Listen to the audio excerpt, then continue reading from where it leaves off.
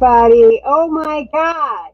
This has been a day. This has been a whole thing, hasn't it? It's just been, this is an amazing historic day. And we have amazing historic women on our show today too. So it all comes together full circle for all of us. I took some time off a little bit because my sister's been sick. And so we should be starting weekly again from here on. My sister's still sick, but we are moving forward with her blessing and just keep the love going for her. And I appreciate all of that. So we're going to be building up the Hollywood accountability team and production team. And I'm excited about that. Today, officially, we have our first woman, Black, South Asian, Vice President-elect, and Joe Biden. We have him too, but we have all of that, and that's amazing. If nothing else today, even if you're pro-Trump or pro-potato or pro whatever you voted for, this is a historic day no matter what, and it puts your face even more prevalent in the scheme of everything. So if you don't know anything else, just know that. And you should also know the power of coming together with a desire for change. When we all come together united and we speak out, we can make these changes, even if it seems like we're going into a dumpster fire very quickly, because we're not. We have hope, we have change, and there's a lot of work to do. So for tonight, we have Jewish women speaking about comedy. And to start this off, this talk is moderated by the wonderful, the amazing, the funny Jillian Dunn. Clap, clap, clap, clap, clap. Hello. Happy day. Happy day. Happy all of the stuff. I don't even know. We don't know what to call it, but it is happy. Happy day. Walking down the street and I said Happy Joe Biden Day to somebody, but it's so much more than that it just doesn't seem fair to just say Happy Joe Biden Day. No offense to obviously.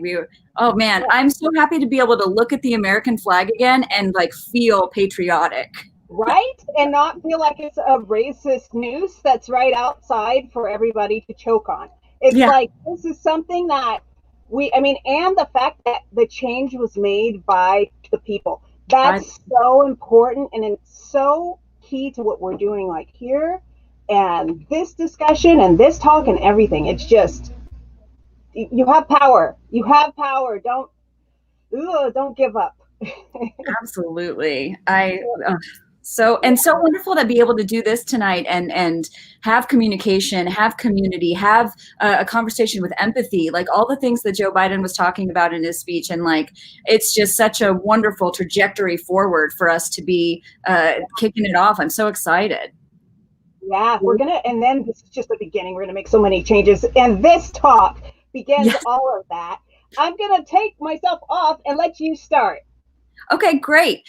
So welcome everybody to the Jewish Women Talk Comedy. I'd like to go ahead and start bringing on our panel. We have some wonderful comedians with us tonight, and we all represent different types of Jewish women and Jewish people in our backgrounds and what we bring to the stage and to the screen. So I'd like to bring on Melanie Ehrlich. Are you there? Hi, Melanie. We still got you on mute. So hold on just a minute. There we go. Welcome to the panel. I'm now unmuted. Hi. Are you doing well today? You having a good time? I feel like I've been really, really tired for a very long time, and I feel like I'm going to sleep really well tonight. Awesome. I love it. Well, we're going to keep it going really quickly while we introduce everybody else. Let's go ahead and let's bring on Sarah Afkami. Hi. Hello. Thanks for having me. Yes, of course. How are you doing tonight? Pretty good. Relieved. Yes, relief for sure. Well, we're so excited to have you here with your perspective, and we'll talk about that in just a minute. But let's bring on our final guest this evening, Miss Stephanie Streisand. Hi. Hello, Stephanie. How are you doing this evening? Great. Thanks for having me. Yes, of course. We're so excited to have all you ladies here. And as we start to bring in this conversation, I was hoping that maybe starting with you, Stephanie, what is your background? How do you identify as a Jewish woman in comedy? Well, I was born and raised Jewish. I was raised Reform. I had a bat mitzvah. I grew up in a town that there were Jews, but then there was like a very anti-Semitic area. My mailbox was burned like every other week, and to the point where we just stopped having a mailbox. Wow. So born and raised, now I'm secular, and I went dark there for a second. Sorry. Now I'm secular, and there's a definite Jews have survived for centuries, and one of the survival tools I think that has helped us is humor. And I think with the comedy that I do, that humor, inflections, some jokes, everything. Like, I was first introduced to comedy through Jewish humor. Sure. If that makes sense. Yeah, definitely. Sarah and Melanie, what about you guys? How do you all identify as Jewish women in comedy? Jews, full stop. How do you identify? I want to hear Sarah's answer. I'm really enjoying this. Go ahead. Sarah, please. So I was Persian traditional, very, I would say treif, if you guys know that term, like very non-kosher, not religious at all. Like I grew up thinking it was just like in Farsi, the word is Kalimi, and I thought it was like a region in Iran. Like I didn't really understand my identity at all. And it was only when I moved to Los Angeles that I started having, like, I had an Israeli roommate, and then I got kind of taken in by Chabad. And the truth is, I don't know that I would have survived LA without the religious community here. And it took a long time for me to actually kind of come to terms with the fact that, like, the gender norms in that community are a little much for me. So now I would consider myself Flexidox, you know. So Oh, I love that. I like Flexidox. I love that so much. And Melanie, how do you identify? Yeah, I really like Flexidox. The term I've settled on for myself recently has been unorthodox. So I grew, and that's taking a lot of thought too. So I grew up Reform, I guess. We had Jewish traditions growing up. We celebrated Hanukkah. We celebrated Passover. But as I'm remembering, I have this one, memory that just like sticks in my head that I feel like is a really good linchpin of my Jewish experience growing up. Every Passover, I had to decide how kosher to keep, because we didn't keep kosher at home. We had 2 sets of dishes. We would eat takeout, like rules that sort of made sense if you didn't think about them that much. And I remember one Passover eating my turkey and cheese sandwich on matzah, and that was what I did for Passover. You folks watching this may or may not know that Jews do not, if it's part of your practice, Jews do not mix milk and meat. So there's a lot that kind of doesn't really make sense there. But anyway, that's how I grew up, with this Jewish sort of identity and practice that wasn't really like tied to much that was substantial for me. And then I started becoming more observant when I lived in South Korea, as one does.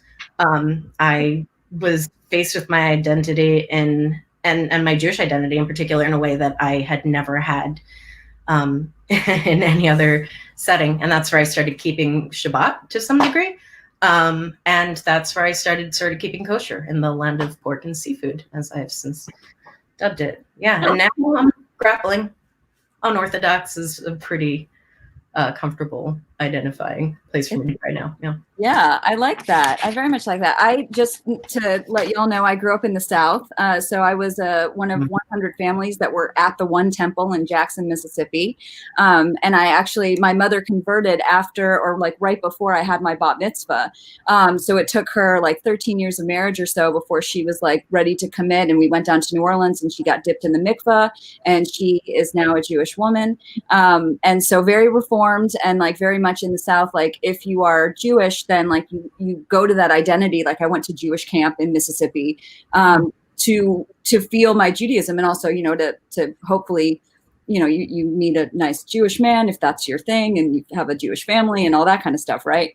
So it's very interesting how different things all affect us into getting more in touch with our Jewish traditions. I love it. I absolutely love that. And then you guys all fell into comedy, and like Stephanie was saying, you know, she very much clung to that type of humor. Do you feel that you represent the Jewish voice in comedy, or do you feel it affects you at all, or is that, you know, anybody here the next Larry David? You know, how do we use our Judaism in our comedy, or is there no thing? Isn't nothing? I already feel like a younger female Larry David. But there's something to be said about the fact that I can even say that. Like, that's, you know, I was thinking in preparing for this panel, like, who are my Jewish, you know, female comedy inspirations? And I'm really looking forward to hearing what everybody else has to say. But most of my Jewish female and comedic influences were all separate. I have a very diverse background of what has influenced my comedic sensibilities. A friend my friend Andrew, who helped me prepare for this panel, I was, you know, who's known me forever, and we did comedy together back in high school. He created our high school's comedy troupe, and we put on a show, and it was great. I haven't found anybody. I feel like I don't feel like I've ever been able to look at the screen and say, "Oh my God, that's me," until maybe Crazy Ex-Girlfriend. That was the first time. Rachel Bloom, I felt like really got the, you know, New York East Coast Jewish, you know, experience growing up. But maybe maybe we're the ones to pave the way, so we don't have to be younger female Larry Davids, and we can be, you know, us. True. Very true. Emmanuel Shikri isn't like a stand-up comic, but if you know, she was Sloane on Entourage. Just seeing like a fellow ethnic, you know, what do they say, a dusky Jew was nice for me. Oh my goodness. I've never heard that term before. Dusky. Swarthy. How swarthy. These are all appropriate words, guys. Oh, of course. The things and then Stephanie, you and Sarah are both writers on shows. Melody, are you also a writer working right now? No, I'm an actor primarily. Same here. Yeah. So Stephanie and Sarah, do you find that you're able to utilize Jewish humor in what you do and push that forward at all? Or is it part of you and it just isn't necessarily a Jewish thing? I don't think it's a Jewish thing. I think it's like, coping wise, a coping mechanism we're taught very young is to just laugh shit off, make a joke out of it. And so I think that helps when you're in a writer's room, when somebody has like a nugget of an idea, you can run with it really fast because you've been trained from like 3 years old to laugh that your tooth got knocked out of your face, you know? For sure. Well put. Yeah, it's weird. In this. It's an Adult Swim show, and I'm the only Jew in the room. I've never had that. Wow. It's definitely, yeah. I wouldn't say it's like on the nose affects me, but yeah, the suffering. Knowing that laughter and crying are cousins, very close cousins. You know that always helps. Yeah, I feel like they're. Like to say like Jewish comedy to me, like obviously is something because it goes back all the way to vaudeville, which clearly affected so many things that we now enjoy. And there's a great documentary about different Jewish comedians and the start in vaudeville and how it goes up now. And I'll try to figure out what that name is so that I can can tell you guys that later. But it almost seems like to me like you have shows like Seinfeld that are very, to me, Jewish. There's the Jewishness of them, but nobody is declared Jewish. No one is clearly being labeled a Jew. And then when characters are labeled Jewish, there are those tropes that aren't necessarily the best, and how it's accepted with Seinfeld as opposed to being like Janice and Friends, who to me is very, very much a Jewish woman and very obnoxious. And, her voice is that grating, like, nasally tone. Now, whether or not they've come out and said, and I haven't watched Friends, but they've said, she's Jewish or not. To me, it does seem like as a culture, we have these Jewish things that end up kind of percolating and being part of our customs without even us knowing, or part of our humor even. Quick heads up. Helene is ready to rock. Yes. Let's introduce another woman in comedy that's Jewish. Woo! Hello. Later. The Biden election thing kind of got me going. Oh, yeah. Have you had a good day? I had an intense day. An intense day? We watched the acceptance speech and then went out and got groceries, and I totally forgot. I'm so sorry. Oh no, you're right on time. Welcome. There we go. We start off the talk kind of talking about where we kind of come from with our Jewish heritage and how that kind of affects us as comedians. You want to give us a quick bit about who you are and how that comes into your work? So I am, my mother's Jewish and my father was came from a family of Anglican ministers. So my mother came from a family of Jewish politicians. My mother was born in Cairo, in Egypt. And my grandfather was a spy for the Israeli side, obviously, during the war. And they were safe during World War II. She had no idea, she was too young to know that World War II was going on, because in Egypt, everybody was safe. Where the Jews were kicked out after the war. And my grandfather was one of the 7 lawyers putting Israel together. I have a huge sort of the Jewish side of my family is extremely political, has always been political and very socially conscious people. And my parents met when my grandfather was the Israeli ambassador to Ethiopia, because at that time Israel was very, very young, and they were looking far and wide to bring all the Jews into Israel. And so he was the Israeli ambassador to Ethiopia for the Ethiopian Jews. My parents met there, and the rest is history. So, my mother had a very difficult relationship with her father, and she did everything to rebel. She married a goy, a redheaded, white, freckled-faced Anglican minister's son is what she did. So throughout my childhood, it was really interesting, because we always had a place to go for Passover and all the Jewish holidays, because all my mother's friends were Jewish. But we had a Christmas tree, and I considered myself Christian as a child, though I knew that I was Jewish. But my upbringing was pretty neutral culturally, I would say, or it was a mixing pot of things, and so for me, like how all of that reflects in my comedy is really more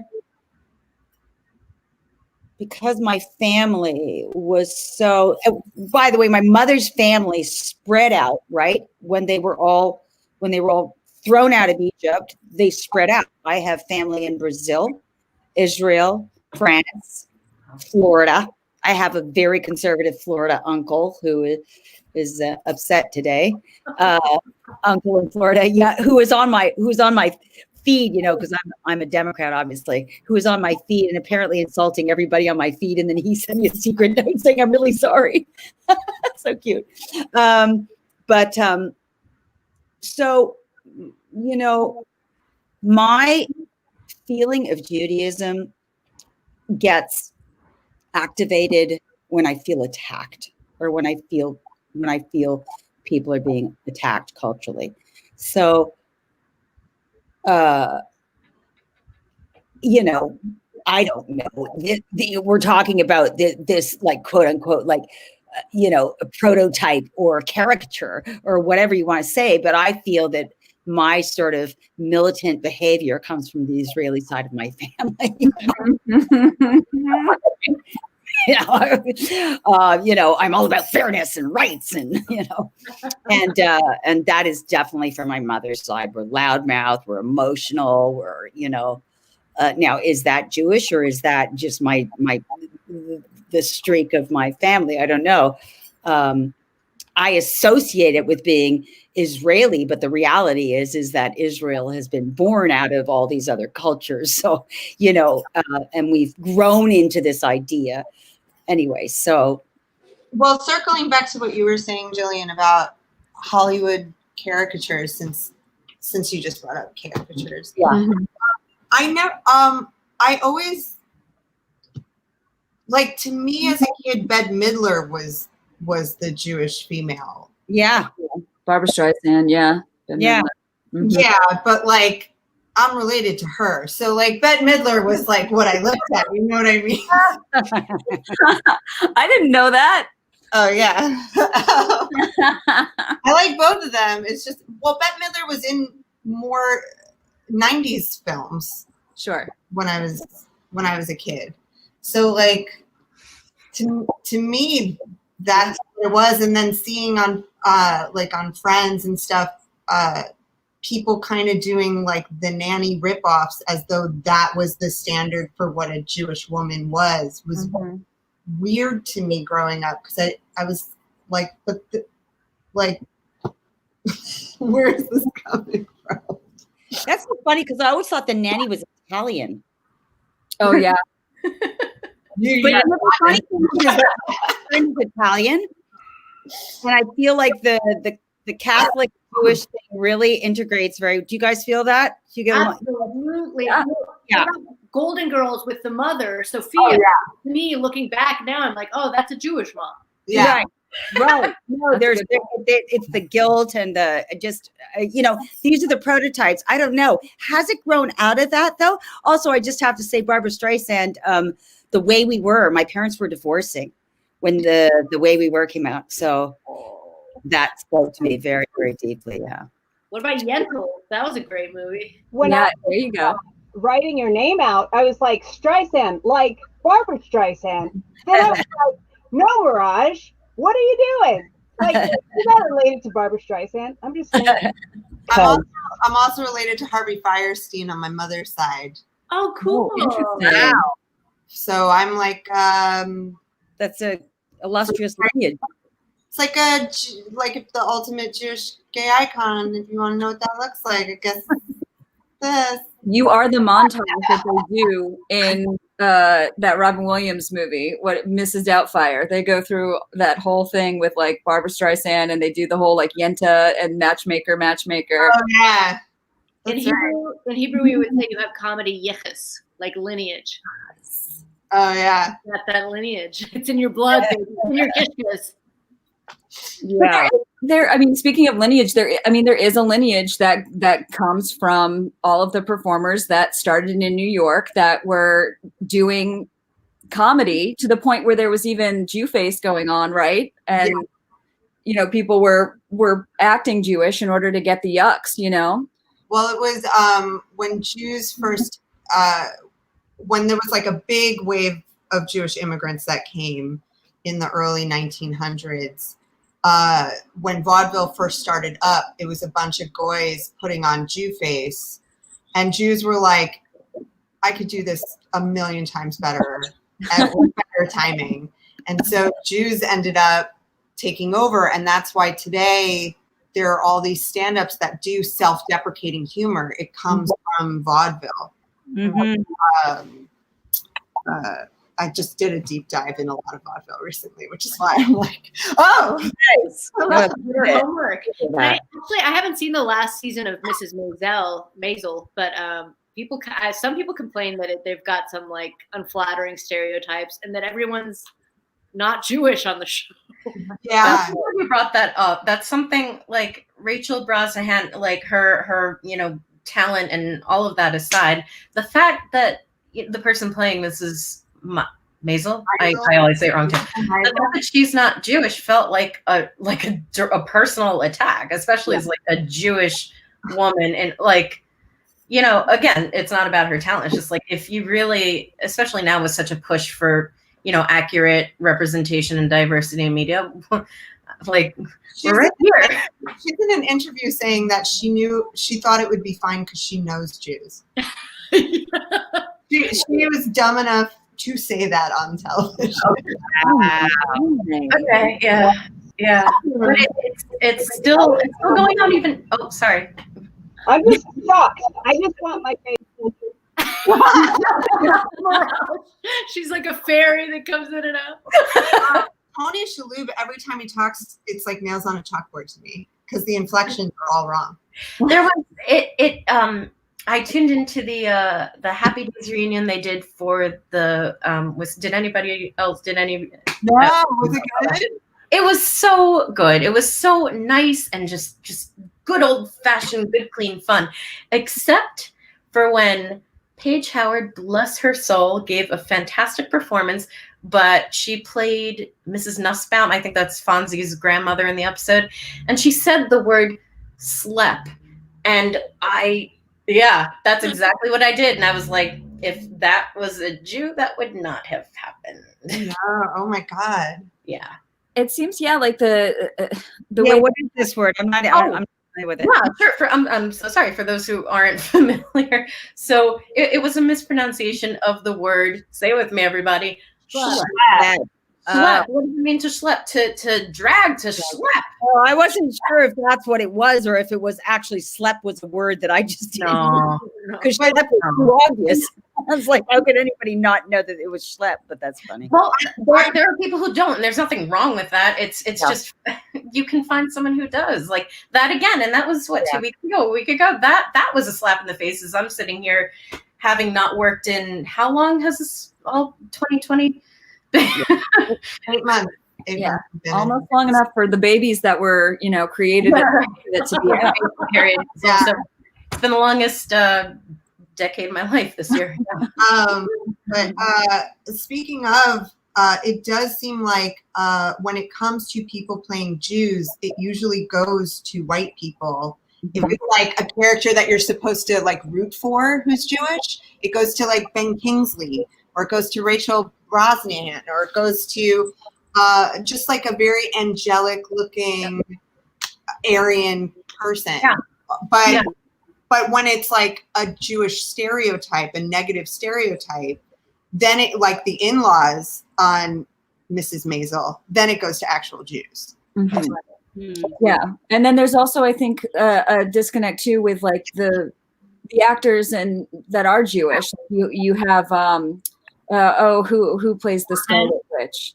Or not Scarlet Witch, the one of the Avengers, Scarlett Johansson. There's somewhere. So you have Jewish actresses, but they're not attributed necessarily unless you go look up the 50 most rich or famous Jewish actresses. Right. And she plays German in Jojo Rabbit. Yeah. Yeah. Jojo Rabbit killed me. That was probably the best movie I've ever seen. I thought she did a brilliant job in that. It's a very divided movie. There are people that really love it, and there are people that absolutely do not like it. Where do y'all fall? For Jojo Rabbit? Yeah. It's fine. I missed it. I was like, I think I was working really at the time. Like I thought it was brilliant. I'd like to know if it offended anybody, why it might have. I wasn't offended. I ignore a lot of pop culture. Like all of this is, I can't, nothing. Some people were offended because it was that base root offense of like, you have somebody that's Jewish playing Hitler, which is like, well, you don't get the joke. Like you're just you're not interested in it for that reason or whatever it is, or just taking a satirical view at Hitler or World War II, and then making it this lighthearted, fluffy kind of film. And then, having people that aren't Jewish complain about that as a. Was the girl in the crawl space played by a Jew? I don't know. I didn't research enough to know. But yeah, that's a great question. It, is it another example of Jewish people not getting Jewish roles in Hollywood? This itself is such an interesting thing to talk about. Just the idea of like Jewish identity and what it looks like on screen. And to that, one thing that really frustrates me is that Jewish identity is so much more than white Ashkenazi Jews, or even Persian Jews on top of that. They're Ethiopian Jews. There were Jews in Korea. I mean, I think if there's like one thing that like, there is no such thing as any one type of Jewish comedy. This Jew face that we're talking about, these caricatures, they're all the same sort of Borscht Belt flavor of what, like it's very homogenous, and Jewish people are not. Yeah. And, gosh, there's so many. What's the saying? You have two Jews that enter a room and there are like three opinions. Three opinions, yeah. Yeah. Yeah. What are those stories? I was going to say, I think that it would help tamper down anti-Semitism if we showed more of it, like brown Jews and Black Jews, because I think with the topic of Israel especially, there's just such a narrative amongst, like, I don't know, just the general populace that it's like a whatever colonialism and all this, and that it's racism. And I wish that people could see the rich tapestry of melanin. There's also a conflation of Judaism and Israel, like Israel and Judaism, which are, I wouldn't say separate, but two different concepts, discrete concepts. Yes, that's true. I'm just doing a movie right now that is a very funny movie.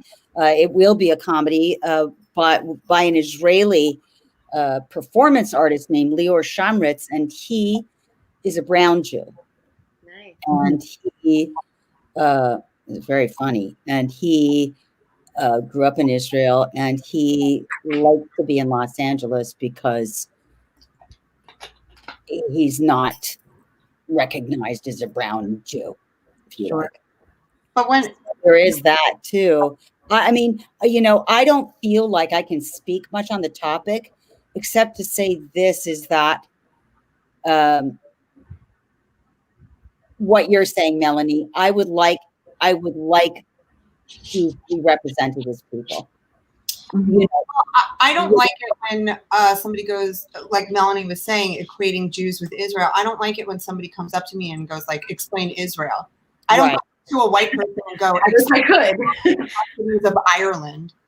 Yeah. Yeah. Well, what about the fact that America was founded on stolen land? Like, right. Yeah. That's a whole other topic. Let's not go there. I'm just saying, like. But it is like. No, I agree with you. I agree. I totally agree. It's very complicated. You're taking my ethnicity and asking me questions about a country I'm not from. Right. I've never lived in. Yeah. Yeah, and I think there's also like, because we are further down. No, yeah, it's like. Yeah. We don't know. How can you know? Yeah. I think that there's also a removal of that too generationally, because we're farther away from when Israel was made. And so that as an identifier is offensive in that way as well. But also the way that my parents feel about Israel versus how I feel about it are very, very different, so it's a hard go for sure. Going back to the conversation about, how we're shown in Hollywood as being Jewish, do you think that there's something to the fact that like maybe everybody's trying to assimilate into this white Christian male culture, and maybe that's why it's just Jewish people are then now they're Jewish, but they're white. They're all white passing. More than people realize. Yeah, I think so. Someone was saying the term like bagel and lox Jews, like I think also religiosity at least in my case, like in the writer's room, like I hide any level of observance. Do you? Oh, heck yeah. Or like, especially like a second day of Rosh Hashanah, I'm never going to ask for that off. Really? Huh. Oh, yeah. May I ask why? Is that too personal? I mean, I'm sure part of it for me is just like, I feel like, well, if my Jewish bosses aren't going to take it off, how do I have the right? Oh, Interesting. Yeah, I wear a star when I'm out, especially when I was out protesting. I definitely like wanted to feel God's protection, and so I was wearing my star. You're wearing something, Melanie? Yeah, I wore protesting too. Yeah. Yeah. So like do you wear identifiers? Like, I mean, obviously, I don't know if anyone's walking around with a yarmulke necessarily, but like, why would we? We're women, but I have one hanging on my car, my car mirror, a Star of David. And there are times where I really want to wear one. I am provoked to wear one when I feel like I have to defend the culture, because I'm not religiously Jewish, I'm culturally Jewish. And right. So my shackles get up and you'll find me getting more and more Jewish in a defensive position, but religion is a problem for me all the way through. So I'm not I'm anti-religion, so not anti-Jewish religion. Right. And that's where it's confusing for people, because we do have the race aspect of it, and then we also have the religious aspect of it. So, and the cultural and I mean, there are people who identify as culturally Jewish, but not religious or what have you. Yeah. I had a notebook with a Star of David on it. I was taking some like feature screenwriting class at UCLA, and this older guy said something in German, and it turned out he was saying, "I didn't know you were Jewish," but in German. It was terrifying. Why would you feel the need to do that? Like that? Nothing like a German saying the word Juden. Yeah, right. German, do you think? Or could he have been a German Jew? Is that possible? No. He would have spoken in Yiddish. Oh. He was not Jewish. It was definitely creepy. Yeah. The taking off for Jewish holidays is always like, it's always a thing. Even when you finally I've been reflecting on you talking about like not feeling it like you could take the second day of Rosh Hashanah off, Sarah, and realizing like I am finally at a place where I do feel comfortable and confident in either giving myself that time off, if it's my self-employed freelance, whatever stuff, or asking for, or not asking, but booking out with my agents and manager, and that comes from finally having a team of people and working with people whom I trust to be respectful of that. But I went into it. I always go. I never wanted that to be something that would stop me. I know a lot of people in the religious or Orthodox, well, whatever you want to call it, or more traditional in their observance, who keep Shabbat. For me, I don't think we talked about this for like in terms of specifics. For me, Shabbat is very important to me, but not in the way that I feel like most of my own community identifies with it or practices it.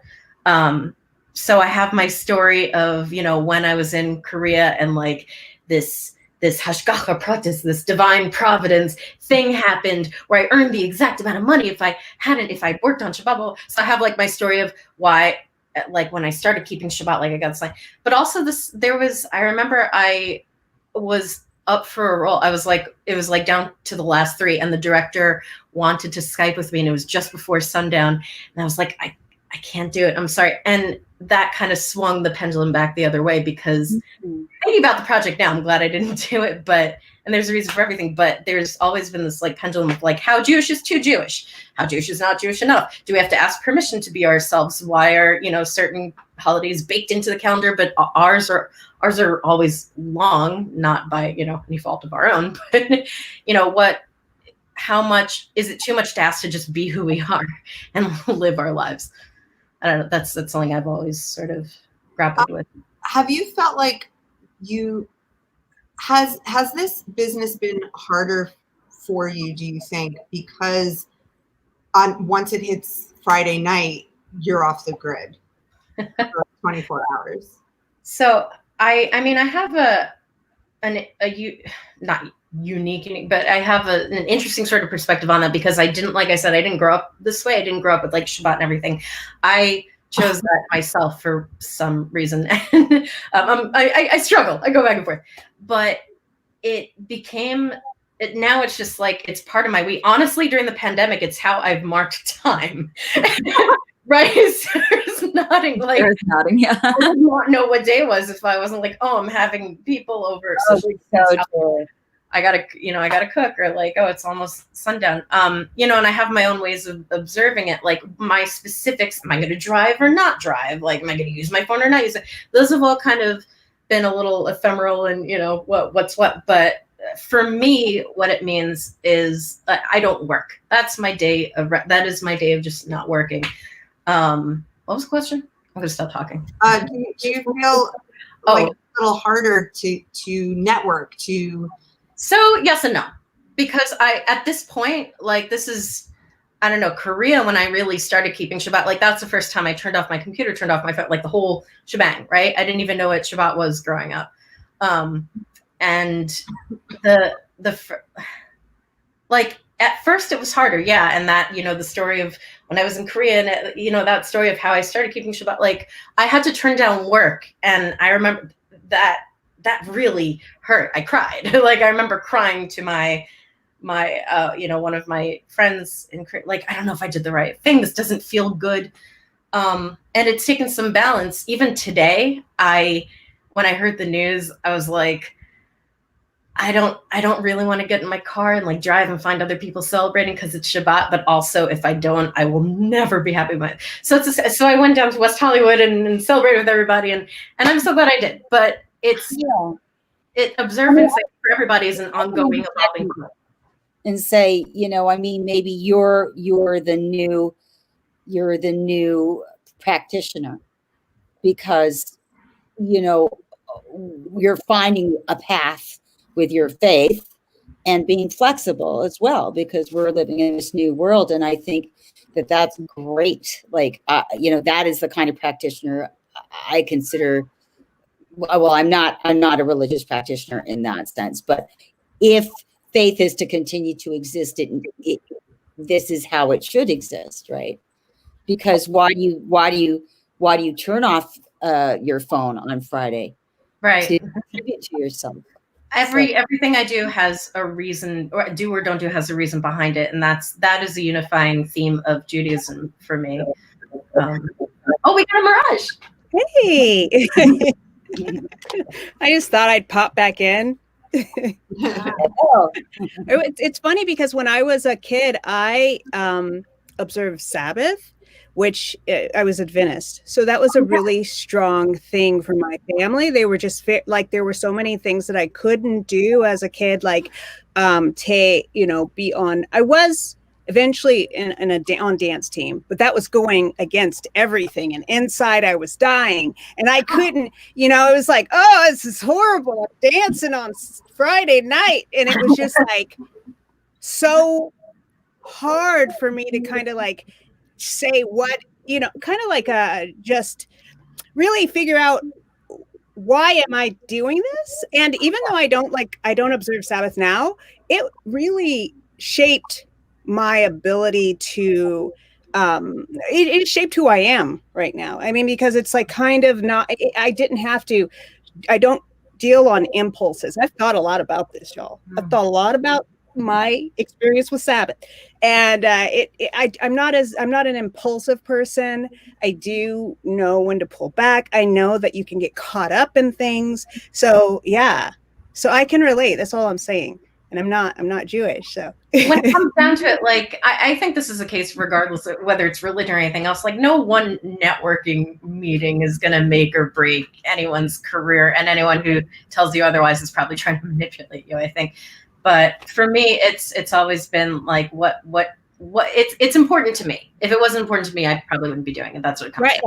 Yeah. For me, it's putting away my cell phone. Like, the truth is, I'll do other things. Like, I'll use my iPad, which is like, no, I do something similar.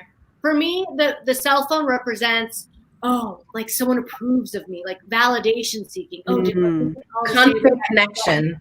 That meeting went well, or whatever. Did that guy that I like tell me I'm hot? Like, it's always this validation. Right. So it's such a blessing to put it away for 25 hours and say, you know what? It doesn't matter. All I need is like my breath, and whatever. It's all about you and your connection with you and yourself and your loved ones. And if you believe in whoever, wherever, your higher power. The light. The light. Yeah, I have a memory of being in Israel, and I think it was in either Jerusalem or Tel Aviv, and walking through the city, and it was summer, so the windows were open, and you could hear everybody in their different households having the candles be lit and having their food be blessed as families. And even if they were secular or whatever, it's like that one moment where people are shaking off the week and going into the Sabbath, and it's something that stays with me as like, those are the traditions that are passed down from the community, and where people can feel connected. Even if you don't identify with your Jewishness at all, you can say, "Oh, but I know the prayer for the candles on Friday. I know." You know what I mean? Yeah. Yeah. Sorry. No, go ahead. I was going to say, it really shifted my paradigm when instead of thinking of the mitzvahs, instead of thinking of them as commandments, thinking of them as like cables where you can draw down light and energy, and so.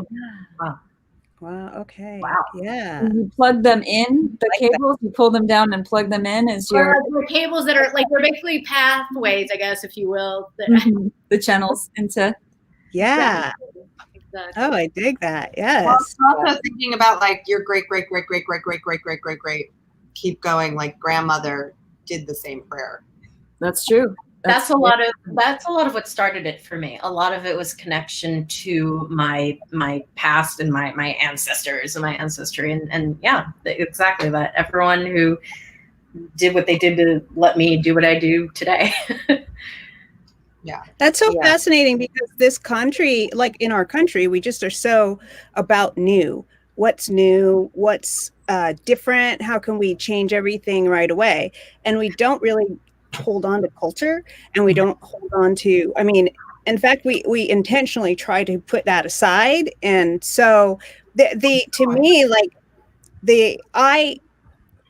my Jewish friend is Huey Stonefish, who's very Jewish, and he is always like very proud of being Jewish. So I felt like I knew a lot. And then I talked to Stephanie and Jillian, and I was like, I know nothing, which is fascinating to me.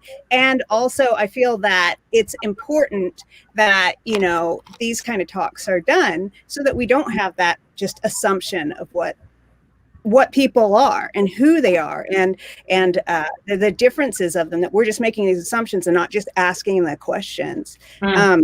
It's just, I feel, okay, so tell me about the different types of, like, especially in I guess the Hollywood community, I don't know, the different types of Jewish people and how they would fit into a community like our comedy community. In Hollywood, I would say it's all Reform, no? It's like a handful of Orthodox people and some conservative. Is that what you're asking? Or in the world, like Ashkenazi, Sephardic. Yeah, those are just terms that I wouldn't know. Is there a Jewish comedy community that I'm aware of? Because I'm not in it. So is there? If there's not there, but I feel often like I'm the only Jew in the room. Yeah, honestly, like I'm not a stand-up comedian. I'm a clown, so that make it very, very different. You're a trained clown? I'm sorry? You're a trained clown? That's incredible. I'm a trained clown. That's what I do. That's what I do for a living. I'm a clown. She's pretty amazing, guys. Just saying. But what I was going to say about the different, like, just types of Jewish people that come together or whatnot. It's just, I think that there's so many different levels of how, even in this conversation, we all identify with Judaism, right? So I don't know. I feel like that. I went to school with a bunch of half Jews, guys. Like anybody who identified with Jewish had one Christian parent and one not, and then it was very much about, like, if you went to temple, you were Jewish. And if you didn't, you weren't, even if you were Jewish. Like, it's, There's so many Jewish Italian combo, like one parent Italian, where I grew up in New York, that term for it, it's pizza bagel. I was going to say pizza bagel. Yeah. I was gonna say in Mississippi. Well, we grew up in the same part of New York, right? Yeah. So, yeah. So Definitely, culturally, the warmth and the family connections. My best friend is Italian. All my friends growing up were Jews. That warmth, that I don't know. It to me, it's very, very similar. Very similar. I think the more like Jewish comedy, whatever that is, I think Jewish comedy, Jewish music, all these things are just, it's comedy made by Jews, right? Whatever kind of Jew you are, if you make comedy, it's Jewish comedy. There we go. If you make it, it's Jewish music.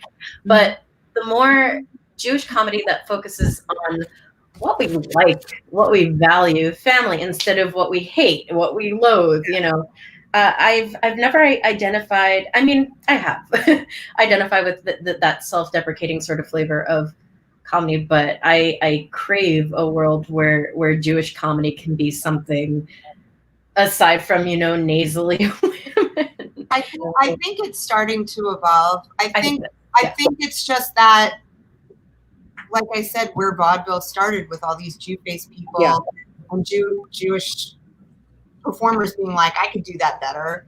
And so it was self-deprecating. But I do feel like this generation of Jewish comedians are starting to figure out, I feel like they're doing half self-deprecating, but they're also doing I feel like like City, like you've got the half, there's like Jewish sprinkled in. But the focus, I wanted to jump in when you start talking about family, because I think there's so much about Jewish culture, again, whatever that is, but about what all of us experience from our very different backgrounds, even Mirage from a not Jewish background. There's so much, and this is going to sound very like cheesy, whatever, it's today, it's a special day, that there's so much more that unites us than we even realize. Like when I remember when I first started learning about Korean culture before I even got to Korea, like there are concepts and words and they'll feed you. You're supposed to eat more, 많이 먹어, right? Like keep eating. But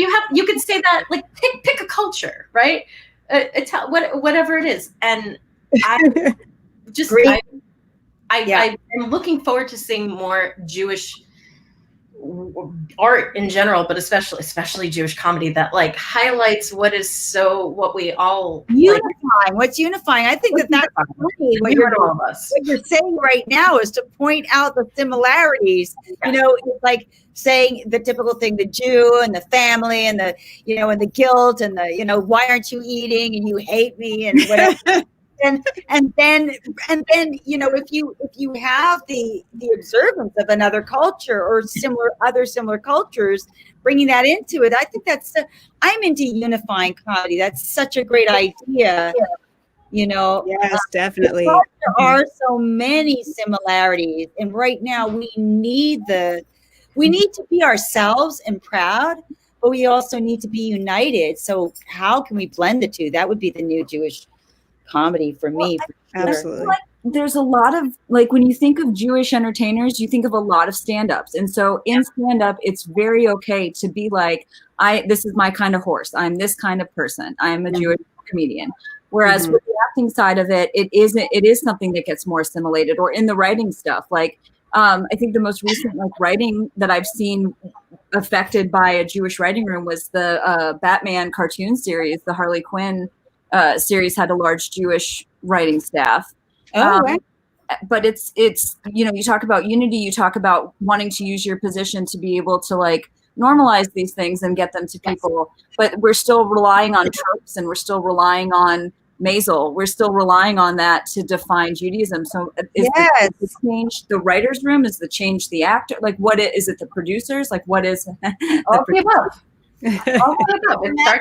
I wanted to double check before I said anything, but Marcel Marceau is a French and a Jew. Is a French Jew, the most famous mime in the world. Wasn't Charlie Chaplin Jewish? Yes. So that's where my lineage. That's where I go to and from. But and Charlie Chaplin did some really funny things, didn't he, about Hitler? I just feel like there's like that thing with. Oh, I'm so sorry. No, that's it. I just feel like there's that thing in Hollywood where it's like, oh, if it makes money, let's just keep churning out versions of that. Yeah. I don't know what like you had George Burns and you had Sid Caesar and you had Charlie Chaplin and all these Jewish comedians, and then Woody Allen showed up and did this nebbishy guy, and then every Jewish dude has to be a nebbish guy.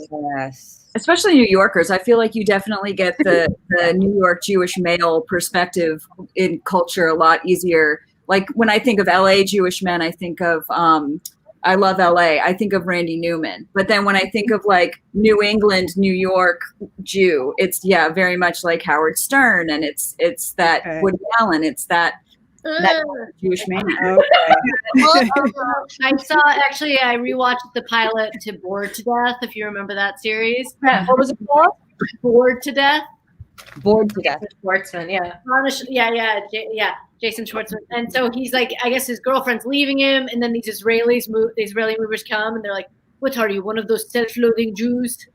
Like a strong suave Israeli, and this like was really I think we need more of that contrast. Yeah. But like, wouldn't you all be curious to see like what are the lives of like Chinese Jews like? Like, you know how many odds there are in Thailand alone? There are like so many Jews everywhere with so many different stories. Like, let's hear them. I think if you get a Jew in the writer's room, they have to start just going like, we've done it. We've done this. Yes. We got it right now. You were talking about Jew face before. Our own sort of, our own caricature. We fall into it. We feel compelled by it. We feel like we have to produce it. We have, because in all of us there is that, but that's like one of the many things we are. Right. Right. But so it's just, you're right. We have to start. Projecting to the universe that we're expanding to the multiverse. You should run your office. I'd vote for you. Can I pose a question? I'm gonna break the rules and pose a question. Sorry, moderators. To like learn something about every one of us that you wouldn't think of as being like stereotypically Jewish. If we could share like one thing about ourselves that like, maybe plays into our Jewish identity or our identities as Jews or comedians or whatever, but like isn't like you don't think, yes, that's a thing a Jew would do. I'm not stingy at all. I don't know Jews that are. I think that's just a stereotype that's come out of vaudeville, where it's like, oh fuck my ass. What the fuck is this? I think there's probably truth to Jack Benny would do like your wife or your wallet and be like, right, take my wife. And I feel like that kind of has people going like, oh yeah, Jews are cheap, they're stingy, that's like a stereotype. But like, I feel like because of that stereotype, Jews always overly tip. Overly tip. Oh my God. For those boys watching, like the reason why it takes so long for you to pay the bill when you're hanging out with a Jew at lunch is because we're making sure that you know that we are paying exact like what we owe and a little bit more, just so you like know. Well, I mean, you talk about stereotypes or defining Jews. I mean, you have Shylock, and Shylock was quite the accountant. With money. I'm awful with money. I'm awful with money. It's not. I think there's also some of the I don't know, like I'm resourceful, and I think that there's a mixture. There's a mix of this overcompensation, like kind of the Jewish guilt I'm hearing, and like makes you like make sort of overcompensating, but also like we do have this trauma in our DNA where we've like, are we gonna be able to eat tomorrow? That's kind of something that might shape you for a couple of generations. So I know that's something that I somewhere in my DNA definitely inherited. I hope I don't come off as like a cheap ass. I've only known Jews to be incredibly generous people, actually. I think that we got that reputation because we were the money lenders, because it was a dirty job and nobody wanted to do it. And people associating us with being stingy. But do you really know a stingy Jew? I don't know one. I don't. I find that Jews are, for the most part, incredibly generous and thoughtful. And did you have enough? That's more the stereotype of, I know both. I know Jews of all stripes. That's true. There are. I will say, I think on the list, the discussion list, there was a mention of Nick Cannon. And I think that one problem is the conflating of like international banker narratives and then, conflating that with Jews. And I wish that we could all unite and hate bankers together, because bankers are like, that's a bummer. Yeah. That mixed together. I wish we controlled money, and then I'd have some. Yeah. I can just hear Trump in my head saying all the best bankers are Jews. All the Jews are the best bankers. Best bankers. Yeah.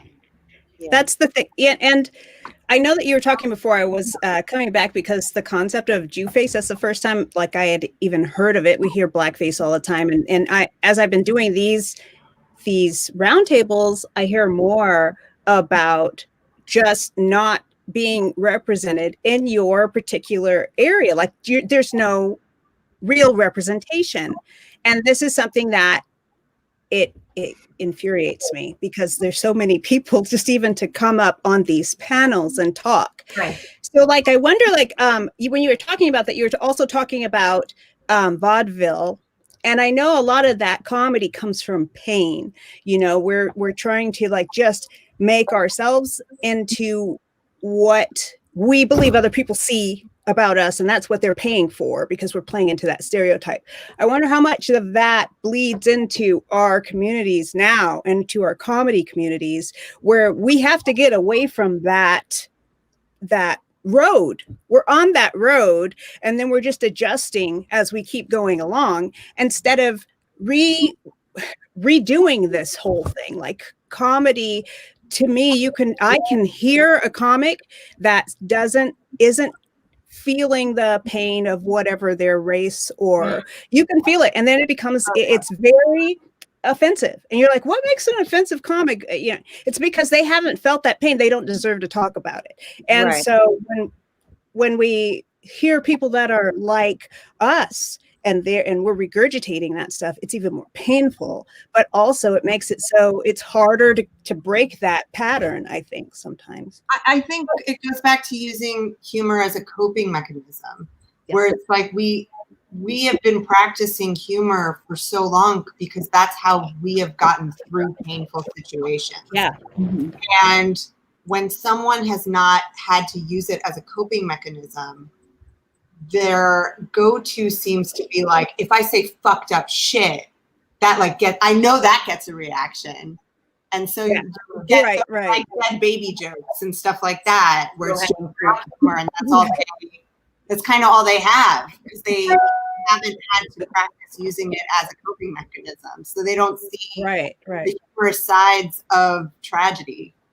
And I think that's also why we all connect on a certain level too, no matter what our background is, because we do all understand what the anti-Semitism feels like. We understand what that hatred is, whether it affected our family generations ago or yesterday, And so I think, going back to the Nick Cannon stuff too, when we see that anti-Semitism in media, I mean, how does that make y'all feel? Like, do you I mean, it seems like, even with like the election stuff that's gone on, like right at that very last minute, we saw the news stuff about Trump getting sprayed on the Jewish headstones. It's like there's always that moment where it's like, well, we're going to go ahead and hit the Jews with this stuff because we don't matter, because we're white passing. I don't know what that is. What are y'all's thoughts about the Nick Cannon thing or the anti-Semitism that we're seeing right now and how that affects us? Nick Cannon thing, can someone explain to me? I'm sorry, I don't watch TV.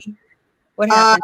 I when Nick Cannon spouted out all this anti-Semitic stuff during quarantine, that they believe that white people killed Black people who were the real Jews and have taken over their identity, and Jews were really the people behind slavery, and Jews were it's basically that like secret lizard thing, the like Rothschilds, Illuminati. It's just like, oh, they're the puppet masters. It's like that bullshit again. Yeah, like very lazy.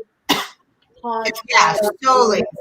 Such a lazy, yeah. And it came out right after the big surge of unrest when from George Floyd and all of these things, when people started to really speak out. And then we had Nick Cannon speak out on his radio show. Sorry. And he ended up, I think he didn't he get fired? I think he got fired. To be fair, I think he got fired. I think it was an old thing that got leaked. Was it? Yeah. That thinking is really, I mean, I think that's when I feel the most Jewish. That's exactly when I feel the most Jewish, because I do feel the persecution and the unjustness of it. And I don't feel I am a stereotype. That's the thing. I don't feel I'm a stereotype, but I feel Jews are stereotyped. And when they are, I get engaged. I get emotionally engaged and I get angry, because that is the hot button. And maybe we are partially responsible, as Stephanie was saying, that we can change this progressively. This is a great conversation to have. I do actually walk around. I always love to say I'm Jewish in a room full of people that are whatever, that I'm compelled to say I'm Jewish, because I do not look Jewish in the traditional sense. There you go. So it's always a shock. When I introduce myself as a Jew, and I love to do it. But maybe I should do it more. I don't think of it until I'm provoked. I don't think of that, but maybe that's it. Maybe the whole idea of who we are as people is in our hands, and that we can be more progressive about it and not ourselves sink to the low. But by the way, I have to be honest and say that I'm not a stand-up comedy fan, because it is such a difficult thing to do, stand-up comedy, because people, when they're not succeeding, do fall to the low blow, and boy, you guys have your work cut out in front of you if that's what you do. That is the hard, or to write. That is I deal in nonverbal stuff. As a clown, I'm nonverbal. And so I don't know, already it's a universal language. So I don't have to, it's kind of like music. I don't have to worry about that much. I mean, you talk about nonverbal. I think that it's hard to talk about anti-Semitism right now with everything that's going on. I think that there is this thing of, I don't want to poke my head out of the sand and be like, hey, we're being discriminated against too. Right. Because it's not what it's about right now. I mean, what are y'all's thoughts on things like that? I think we're at the level with anti-Semitism where all you need is a non-Jew to call it out and just be like, Ice Cube is being anti-Semitic. That's all you need, is just a non-Jew to do that, and it slaps it right back down. But when Ice Cube was doing that, no one was saying anything, and the Jews were like, I kind of want to bring it up, but then I don't also want to like inform people how they could hate me in a way. You know this stereotype of like why some people hate Jews. Let me inform you about it. It's almost like some people believe we eat children. Oh, now you hate me because you think I eat children. No, 100%. No, actually, speaking of the like low fruit with stand-ups, I can't stand it when people just like lazily will bring up like, oh, I can't believe I haven't gotten a job. Like Jews will be like, I can't believe I haven't gotten a job since I'm Jewish. Like they'll keep perpetuating the stereotype. Yeah. It's like, why do that? Especially when there's like so much global anti-Semitism, and it's so just, it seems so ancient. It's like, is it about Jesus? Is that what it is? Like, what is it? I don't know what happened. So I think as a collectively, like we're very good at focusing on, I'm going to get a little woo-woo. I thought a lot about this. I feel like we kind of self-perpetuate a cycle here. Or if I talk about the law of attraction, am I gonna like, I don't know entirely how I feel about like the law of attraction. But when you focus on something, you see and get more of it. You bring more of it to you. I think that's kind of a basic premise that, you know, woo-woo or not, like if you're don't think about big pink elephants. What are you thinking about right now? Okay. So we're always thinking, you know, if we always have it on our collective, you know, consciousness of all the suffering we've gone through, and we celebrate because they tried to get us, but they didn't, and we prevailed. There's still a focus on like how we're the victim. We're always a victim, and I'm not. I hope it's clear. I'm not, you know, invalidating the struggles we've gone through as a people. 100%. We have to look forward to move forward. Yes. You know? And I feel like a lot of people are just stuck. Yes. I think there's a way to acknowledge the things that we've gone through, not leave them behind because we don't want to, because it's part of our being, but to acknowledge them in a more progressive way. Like, because we've gone through so much, we can empathize with everybody. You know, how can we build from that? Yeah. We like choose different words to acknowledge, you know. Yeah. So that we don't have to leave it behind or be ashamed of it or make fun of it or whatever it is. Like, I'm very proud of where I came from, actually. I'm extremely proud. I feel like a warrior. So I don't know. That's actually my, that's where my wisdom comes from, being a warrior. That's how I feel. I feel like a warrior. So yeah.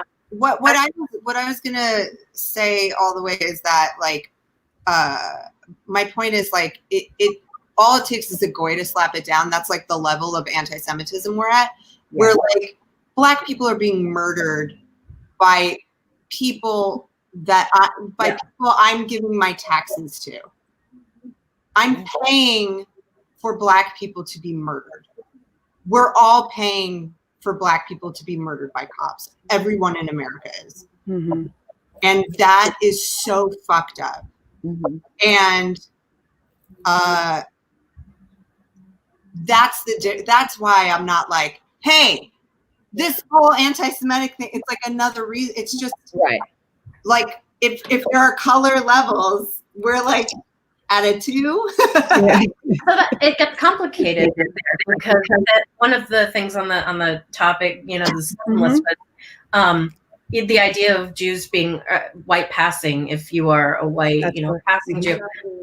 Because it does always feel like, and there's no sensitive way to say this, God help me, but like I always feel like I'm either too much of a minority or not enough of a minority. Like, not that I need or want to be either one.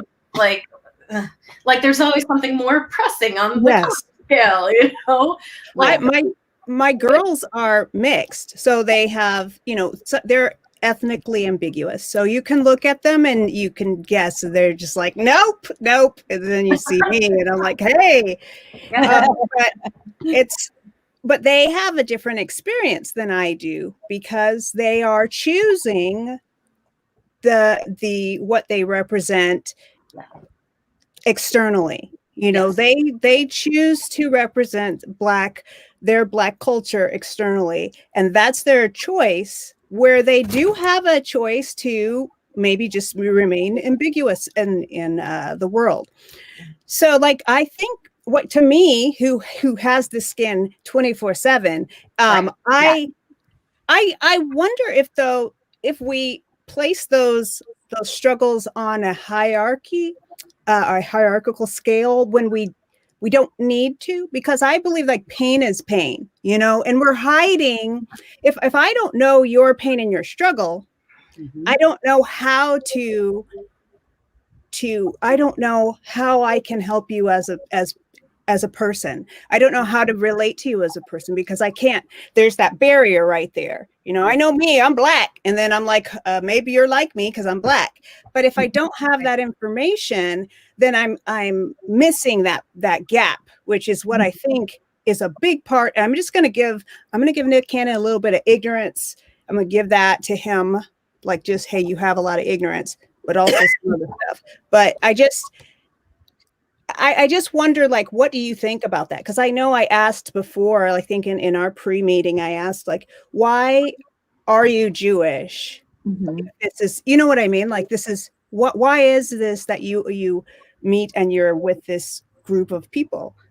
It's because I think, for me, and again, growing up in Mississippi, I was very much about, if I'm going to be another, then I'm not only going to other myself, but I'm going to shout it out to everybody, and I'm going to let you know so that I get to say it before you do. So is there that sense of otherness that happens? And if it can't be recognized by other people right away within the communities, it's like, oh, you're Jewish, I'm Jewish too. And then you're playing Jewish geography and you're figuring out who you know.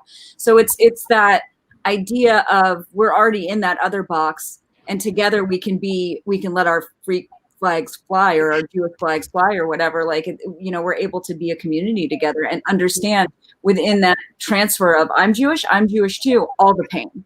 And I don't know. Yeah. My experience growing up is just the opposite, because all of my friends were Jewish, and I'm only, according to the law, I'm Jewish, but I'm really only half Jewish, So I'm always at like the little dog at the door. Hi, I'm Jewish. Have to in a way with all my friends. Like I've always had this like opposite. Like I wish I was more Jewish. My friends put up with. They always came to our Christmases. They had Hanukkah bushes, and we had Passover with them and stuff. But I don't know. Always at the door of Judaism. Although now in my heart, just because I'm so easily provoked, I mean, I know what I am, but as a child, I felt that. Well, it's an ethno religion, just like most Native American tribes are ethno religions. It's not like you could just be like, well, why don't you just stop being Jewish? Like you wouldn't say that to somebody from a Native American tribe. Right. And it's religion. It's a culture. It's from you're Irish, you're Scottish, you're Jewish, but there are different kinds of Jews as well. There are Russian Jews, and there are Egyptian Jews, and there are Ethiopian Jews, and so it's very complicated. And don't even get me started on like the level of like Hasidim, like Orthodox, Haredim. I really do feel like it's a bummer that in the media, religious Jews are depicted in such a very, I feel like it's like a very tunnel vision of like, oh, they're sexist, or they're this. Like, if I could just maybe next hiatus, like just show the loving kindness. And for me, the biggest difference, like falling into the Orthodox, I went through a phase where like I only wore skirts and everything. Me too.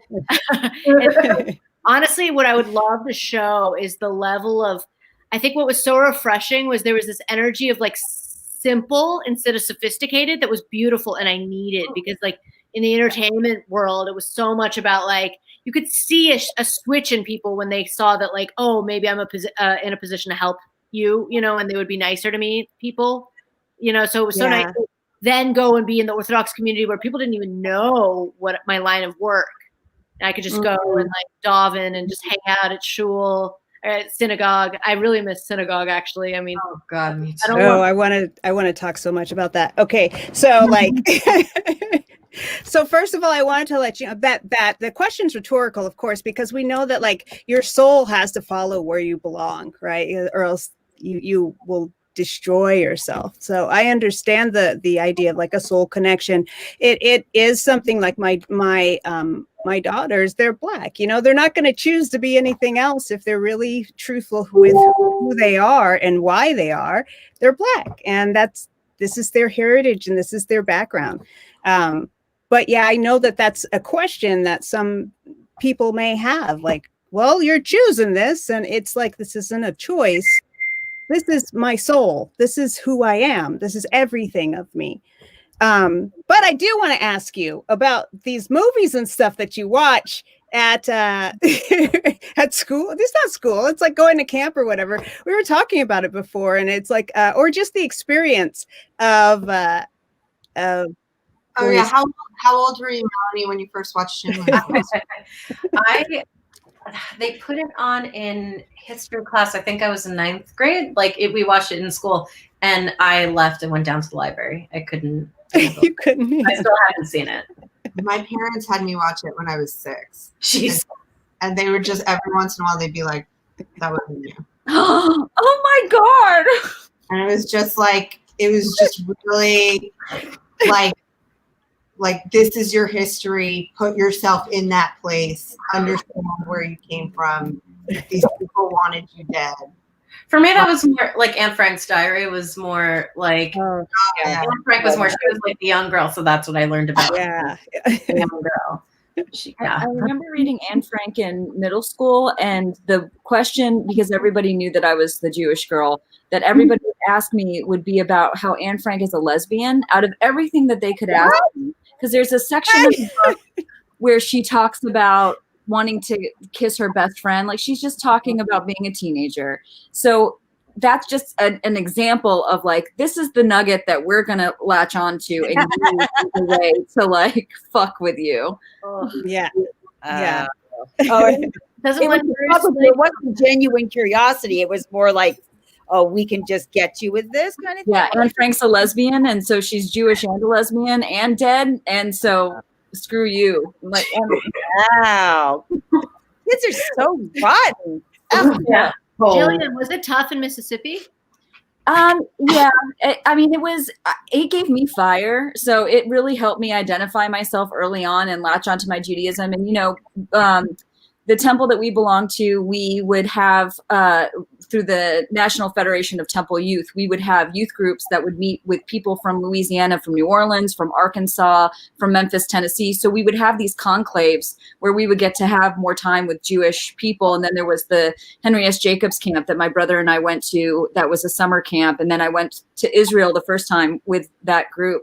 So that's where I was able to like really find my Jewish identity and find out what it meant to be around a community of other Jews and how cool I was around them, and like who I was. Yeah. So it was interesting in that regard, but it definitely was something that was utilized to put me down and to make me feel less than. Like I would get, there was one girl who gave me a Valentine's Day that like was all about Jesus.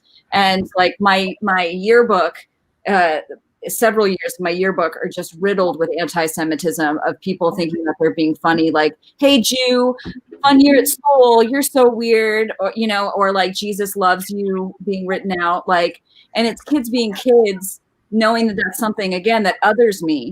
And so, and because I wear it with such pride, and I wore a Jewish star to school a lot, whenever we had school pictures day, I was wearing a Jewish star, like, it was a way for me to almost, because I was empowering myself, I was also trying to show other people like there's differences. There's different types of people, and you guys believing that a certain person is going to hell because they don't accept Jesus Christ as their Lord and Savior. Meanwhile, you have so much hypocrisy in your own communities, infidelity and divorce and whatever. Oh my gosh, and they're saved because they accept Jesus Christ as their Lord and Savior, so they can behave any way that they want to behave. But I'm the bad person because I don't believe in Jesus Christ as the Savior. Like it's, and I would get asked to go to Sunday school with my Christian friends, and I would go, and there were a couple times where I don't know if the pastors knew that I was coming, and so it was all about how I was going to hell and trying to get me over. And there was a girl from my temple who went to a tent revival in Pearl, Mississippi, and ended up getting converted. We watched Schindler's List at Sunday school. That was one of the movies that we would watch to know what it meant to be a Jewish person during the Holocaust. And did you ever say like, bitches, Jesus was a Jew? I'm sure I did, but then it was always what the comeback was, but the Jews paid for Jesus to be murdered. So the reason why Jesus was killed was because of the Jews and money. Well, that came out of the Christian church because we were the only ones allowed to lend money for a while. And we lended money to the church, and then we were like, you have to pay us back. And then they came up with the lie that we killed Jesus so they didn't have to. Right. And that's how that anti-Semitic thing. So these things but just I will tell you this is a positive thing. I have a friend. Oh my God, I don't know where Jake lives, but anyway, because I go there, they fly me, and then I go and I do the thing, and then I don't even know where I am, but I'm in the middle of like that kind of Mississippi or Kentucky or Trumpers, right? But I was really shocked one day, and again, they didn't know that I was Jewish. I was really shocked one day in the middle of we're having a moment on set and whatever, and they were talking about it's a small town, and his father is the minister in this town, and they're Christians, and they were talking about a friend of theirs, a Jew, who came to visit them at the church, and they were so excited about it. They were reverential. The Jews, the chosen people. They were truly in awe that this Jewish woman dropped by the church to say hi to them. They held her in the highest esteem. I've never encountered that. I had a similar experience in Korea. I like not universally, but there was definitely like the stereotypes of Jews in Korea were like the good ones. So, oh, you're so smart. Like, oh, Jews are very smart. They study. I don't know how widely known of a fact this is. I don't think it's very wide, but Koreans study Talmud. Yeah. Yeah, you knew that? Yeah, I have a couple. They have more there, like just as much as in Israel. They have they ordered so many Talmuds. Isn't that amazing? Wow. Yeah, they know the numbers about Ashkenazim, and they say, oh, like Nobel Peace Prizes, success. What's their secret? Yeah. What's their secret? Let's read all the rabbis just screaming at each other in a book. Yeah, of all texts. Give them the Zohar. Good stereotypes. Yeah, in school we would also watch. In Hebrew school, we also watched like Amistad. We watched Roots. We watched movies just like starring oppression to be like, this still goes on. You like what happened to you happened in the past, but it could happen again. That was always like. Like it could happen. That is fascinating to me. But then it's also like it happens to everyone. Passover. Yeah. My parents for Passover, it was always like you had to. I thought we had a quick discussion before this roundtable. But I thought it was a tradition where you were supposed to look up where slavery is still happening in the world and talk about it at Passover and do like a report on it. And I was like, so what did you do your report on? And Jillian's like, what the fuck are you talking about? You thought that was the case until this panel? We were talking about it before this. I was just like, what did you bring up at your last Passover? You thought that the report was like a standard part of Passover until like an hour. Yes. But it's hilarious. You have years of reports. Yeah. And I was like, we let Elijah in? It was like, where's slavery going on? Where can you donate? What can you do about it? Right. Cool. 20-page papers every Passover. What? 20 pages. Middle, dude. Wait, are your parents like professors? No, they're just assholes. I found out. You know what did occur to me just as you guys were talking, because I've been talking to my uncles who were children when they were kicked out of Egypt, and they have deep wounds about it because they didn't know where to go. There were very few places, as you know, right? But they really had the experience of very few places that would allow Jews in.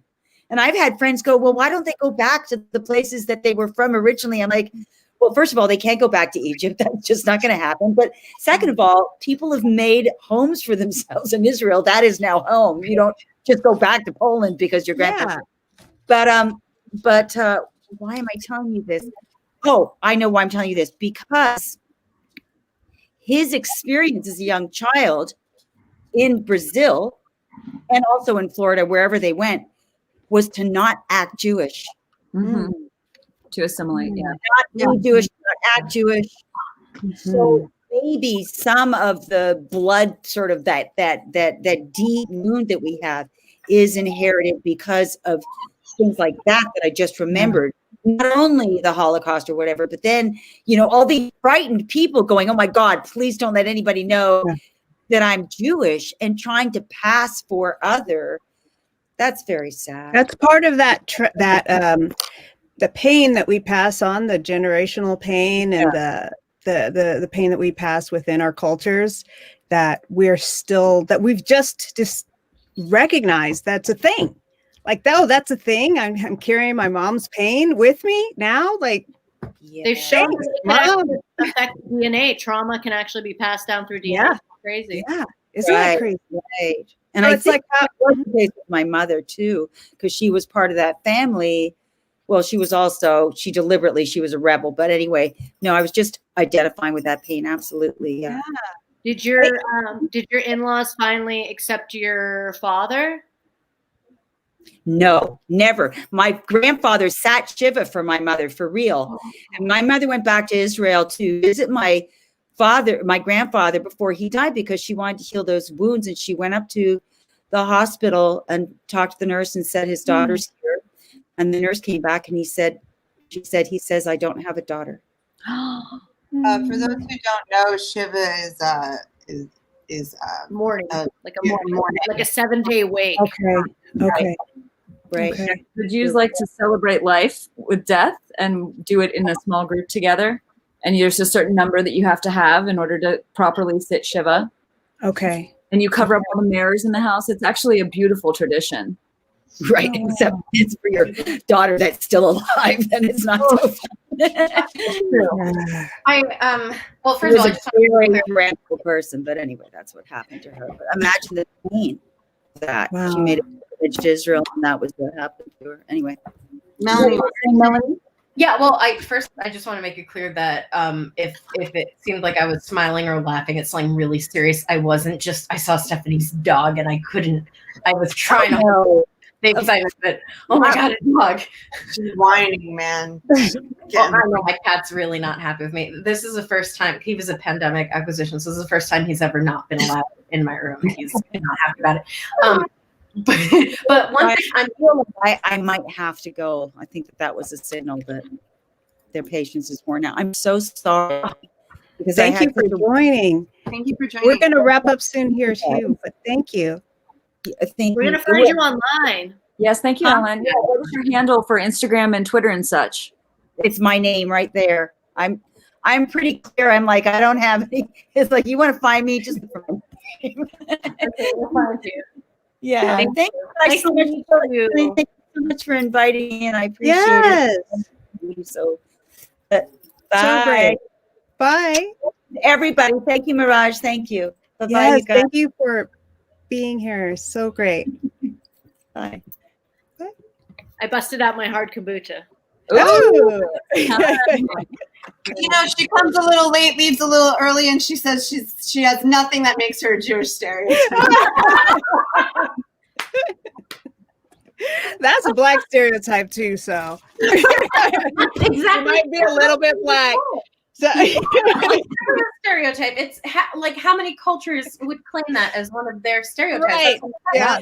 It's also region. I've heard people go like Western time or something. Like it's also every group claims it for them. Yeah, we got CP time, so that's real. Right. Exactly.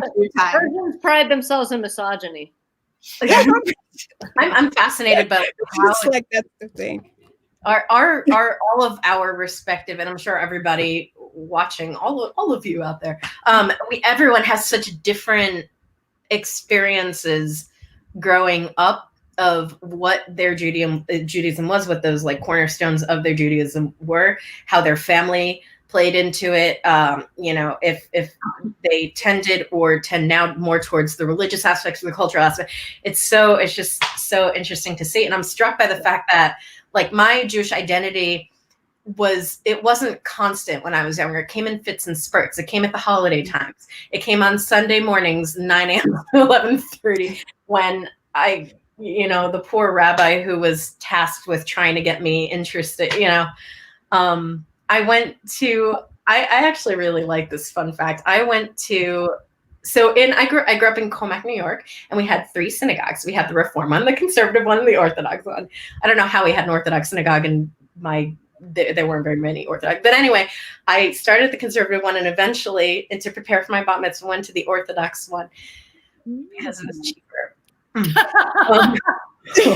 Well, no, not entirely that, because that, but also because it was just Sundays instead of 2 days a week, 1 day a week. Okay, but the sort of triggering moment, because I dropped Judaism like a non-kosher hot pocket, very ham and cheese. Yeah, like a ham and cheese on matzah. No, because I remember wanting to dress up on Halloween and being told that was bad, and like being, yelled at for it. Like, what's wrong with my Halloween costume? I want to wear makeup. What's everything I knew about like what it meant to be like, because I wasn't just Jewish, I was American. I was, I grew up in an upper middle class, very whitewashed, like neighborhood, like I identify with a lot of other things, but the Jewish was something that came on Sundays and I put it back on the shelf. Whereas like for Stephanie, it sounds like it was so like you were just, for better and for worse, immersed in it so much more, and how that has influenced and affected our respective like Jewish and Jewish comedy and our religious observance sensibility is really interesting. Like now it's turned into something that's more like, now my Judaism is in everything I do.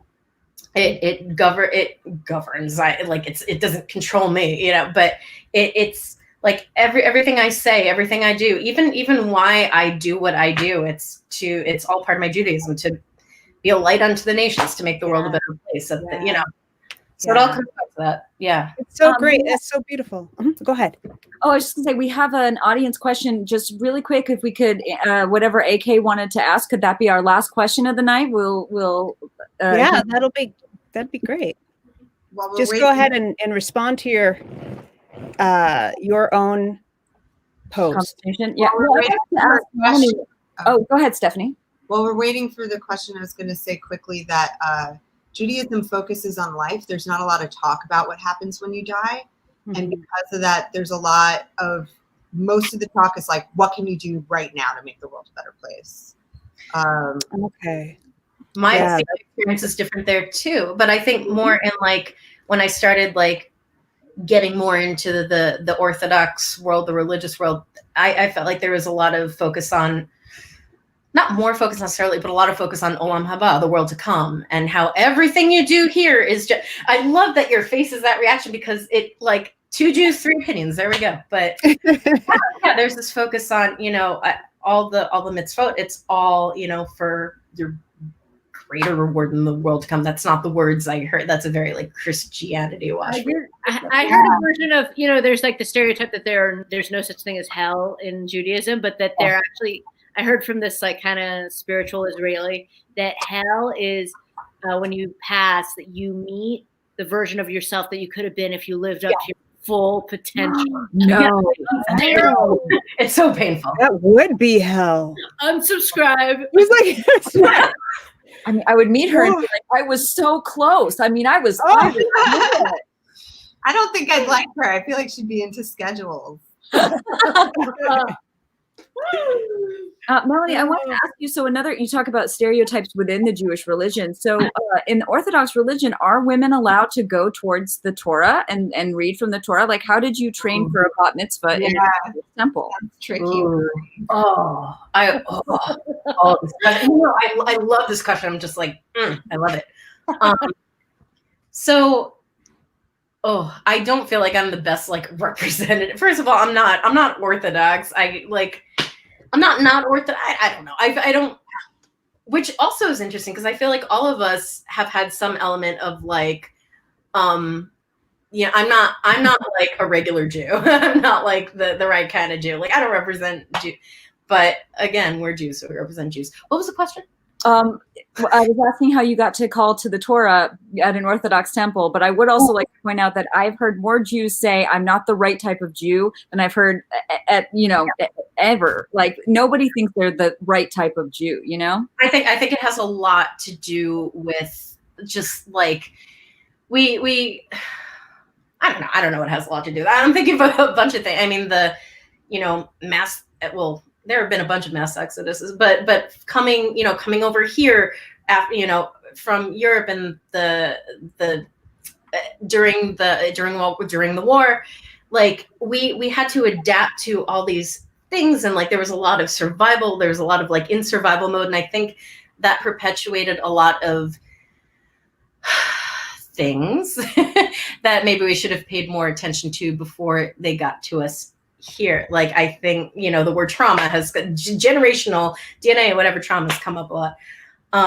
God, one more time, what was the question? Are we answering the audience's question or not? Are we doing that? Well, maybe we can. Well, AK has his question. If we want to ask You wanna that answer one. that instead, Melanie? What's that? You want to answer this question instead? Yeah, Why have been evicted from hundreds of countries throughout history? you were almost there anyway. Yeah, exactly. It sounded like you were going there. Yeah. Well, if I had one thought about it, really, go ahead, Please, Melanie. I'm thinking. Someone else take over first. Okay, so fast. Like, I just think there is this, like, definitely constant, like, being the scapegoat of the rest of the nations. But also, I do think that there's this onus on us to talk about oneness.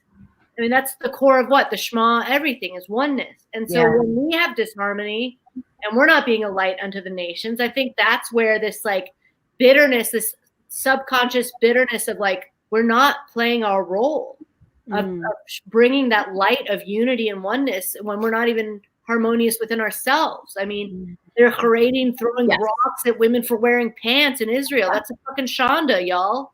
Sorry. Yeah. You know, but it is. It's like, that's, one of the most painful parts of Judaism for me, and something I'm grappled a lot with this year and a lot over the last 4 years in particular.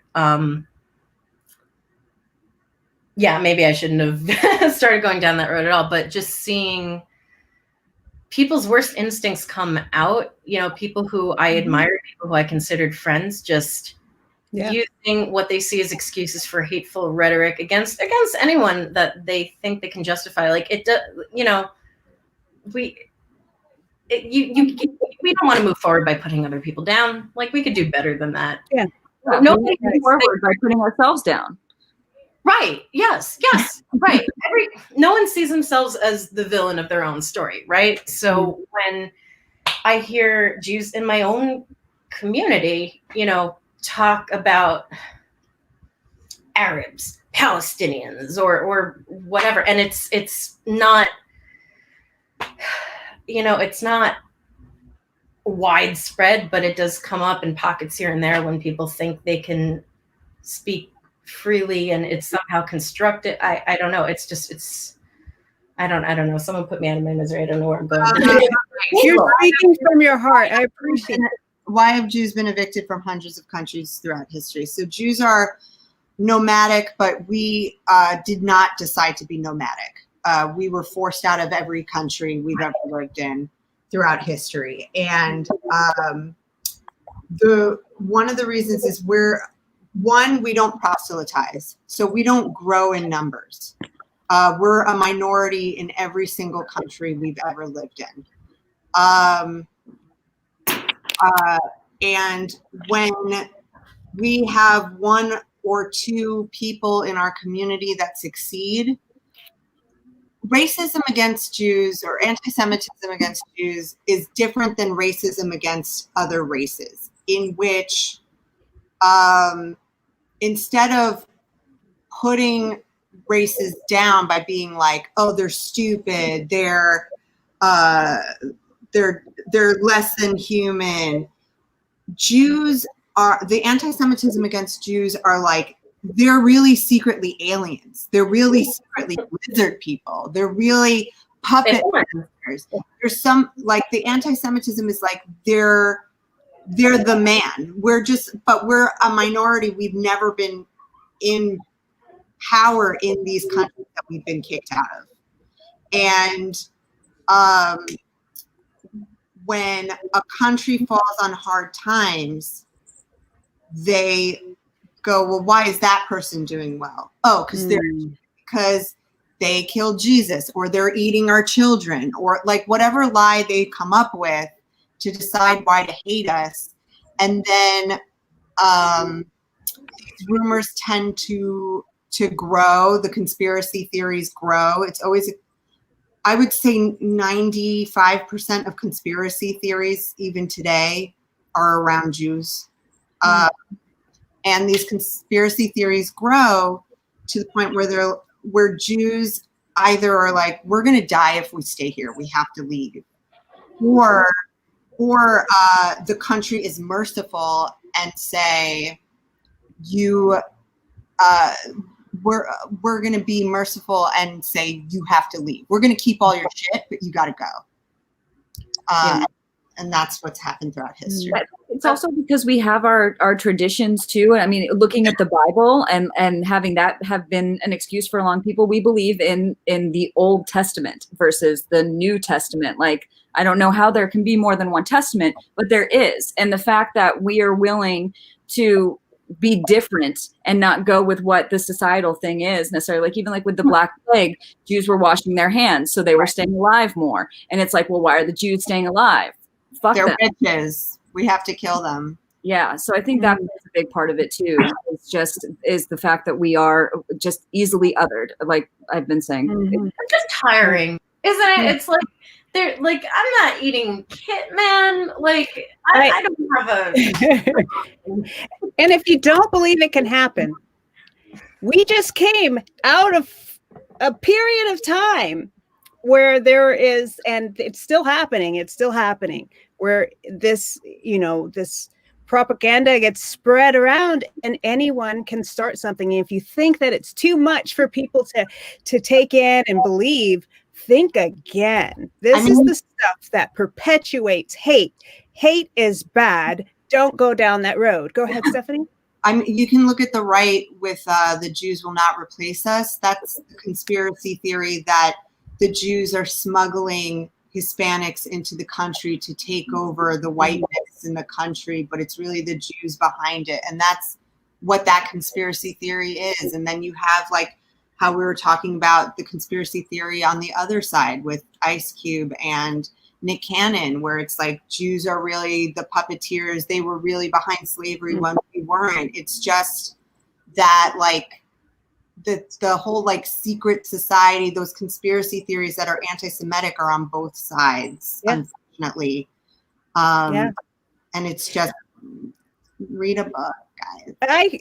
I feel that. I feel it so much. I feel like, please just check in. Maybe try Sabbath. I don't know. Get out of like the world and then come back into yourself and think. And the reality is that that's why I love to do these conversations, because we have to be the louder voice. And we're so used to, especially as women, sorry guys, women, as women and those who identify as women, we are so used to holding it in, not saying what we feel, because why? You're a bitch, you're this, you're that. We're not doing that anymore. Yeah, it's like right now these women have come up and given us so much information, and I'm going to ask that you come back because we don't have enough time. But I want you to come back because there's so much more that I have and that I would like to know. And it really helps me. I love the fact that I don't know so much. You know what I mean? And I love you, Huey, but you haven't taught me everything. I have so much more that I need to know. So, Huey. Huey. Oh yeah, this is my jam. I have a lot of I have a great love of bread, but I don't have everything else. I have an extra 15 pounds. So thank you for that, but I don't have everything else I need. So you haven't entered the world of salt yet? Ooh, salt has entered the chat. But I just so appreciate you talking for as long as we've been talking. We've had a consistent viewership throughout the live, so I appreciate everyone who's been listening to this and contributing to the conversation. Please, we couldn't get to thank you. I know. Yeah. Even though we this has been just this is what we're going to be doing. This is how we're changing the world. Conversation going. I talk too much. No, are you kidding me? No, I want you to talk more. That's what I'm telling you. Come back and talk some more. So, I really appreciate this. Has been fantastic. I think Ben said this is the best possible ending to this great day. So I just really, really appreciate this conversation. And I hope that you can come back. Maybe you can tell me when, and we'll get it set up. And sorry, men identifying you, you will have your chance. You got your chance. Yeah. Okay. That's lovely. Nice to meet you guys. Sarah, Melanie, Stephanie, thank you guys so much. Mirage, thank you guys so much. Do you guys want to just yell your Twitter handles or whatever your social media is real quickly so people can find you? Yeah.